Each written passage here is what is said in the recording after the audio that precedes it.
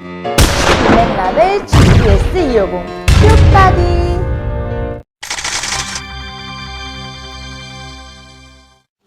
(2월) 둘째 주 알짜 뉴스입니다.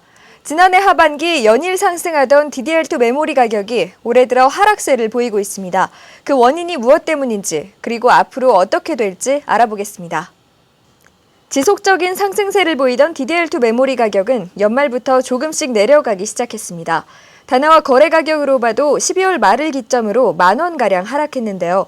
특히 1GB 중 가장 많이 거래된 삼성 메모리는 평균 가격이 38,000원에서 약 4,000원 떨어진 모습을 보였고, 2기가 PC2 6,400은 기존 69,000원에서 54,000원대로 내려가는 등 한 달 사이 20% 가까운 하락세를 보였습니다. 이렇게 갑작스러운 하락세를 보인 이유는 무엇일까요? 먼저 대만 제조사들의 갑작스런 메모리 공급을 그 원인으로 꼽을 수 있습니다. 지난 하반기 국내 제조사들의 물량 조절로 급격한 가격 상승을 보여왔지만 대만 메모리가 대량 공급되면서 국내에 부족했던 DDR2 물량이 채워지기 시작한 겁니다. 또 최근 DDR3 지원 CPU와 메인보드가 대거 출시되면서 DDR3 구입자가 상대적으로 늘어난 것도 DDR2 가격 하락 원인에 한몫했습니다. 게다가 때맞춰 내린 DDR3 가격의 영향으로 DDR2 가격도 덩달아 하락했습니다. 중국의 대대적인 설 연휴 기간인 지금 잠시 가격이 상승할 수는 있으나 연휴가 끝남과 동시에 DDR2 가격은 본격적으로 하락세를 보일 것으로 업계의 한 관계자는 말했습니다. 새롭게 시작되는 2010년 메모리 시장, 조만간 또 다른 많은 변화가 예상됩니다.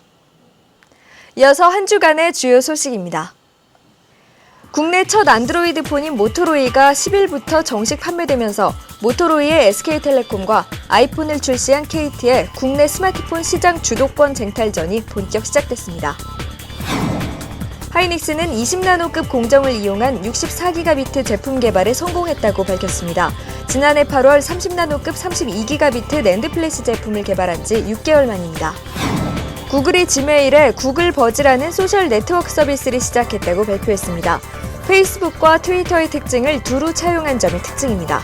한편 구글은 미국 내에서 일반 인터넷보다 속도가 100배 이상 빠른 초고속 인터넷 네트워크를 시험할 계획이라고 블로그를 통해 밝혔습니다. 지식경제부는 IT 인력 양성 중기 개편안을 발표했습니다. 미국 매사추세츠 공과대학의 미디어 연구소를 벤치마킹해 우수 인재에게 파격적인 연구비를 지원하는 명품 인재 양성 사업이 추진되고, 선정된 대학에는 매년 25억 원의 순수 연구비를 10년간 지원하게 됩니다. 중국 후베이성 공안국은 해킹 프로그램과 해킹 기술을 전수하며 18만여 명의 회원을 모집해온 불법 사이트를 적발했다고 전했습니다. 본래 보안교육차 설립된 헤이잉 안전망이라는 이 사이트는 유무료 회원 모집으로 700만 위안의 수익을 거둔 것으로 나타났습니다. 애플이 아이패드 출시 이후 가격을 인하할 것이라는 관측이 확산되고 있는 가운데 아이패드의 원가는 우리 돈으로 25만 원에서 38만 원 사이라고 시장조사업체 아이서플라이가 전했습니다.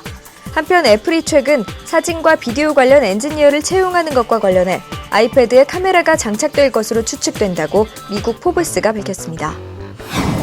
정전식 터치 방식을 채용하고 있는 아이폰 덕택에 손가락 대용으로 터치가 가능한 소시지가 매출이 늘어나고 있다는데요.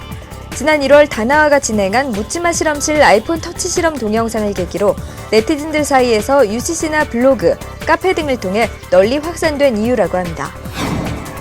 KT가 지난 8일부터 통신업계 최초로 24시간 매장을 오픈한 가운데 소비자와 근로자의 희비가 엇갈리고 있습니다. 고객들은 원하는 시간에 자유롭게 요금 납부와 분실 신고 등 서비스를 이용할 수 있지만 야간 근무를 해야 하는 교대 근로자들은 피로 등 스트레스에 시달리고 있는 것으로 나타났습니다.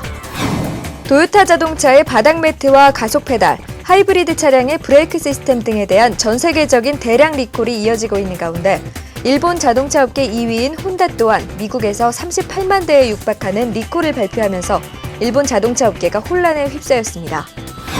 스타크래프트2의 비공개 베타 테스트가 이달 말 시작될 예정이라고 액티비전 블리자드가 발표했습니다.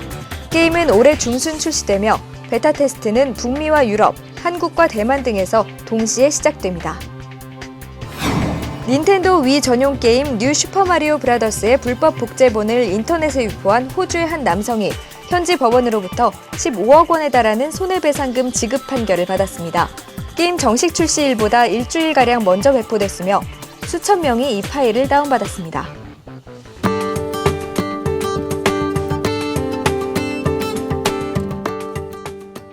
캐논은 EOS 보급형 DSLR 카메라 시리즈의 최신작 EOS 550D를 발표했습니다.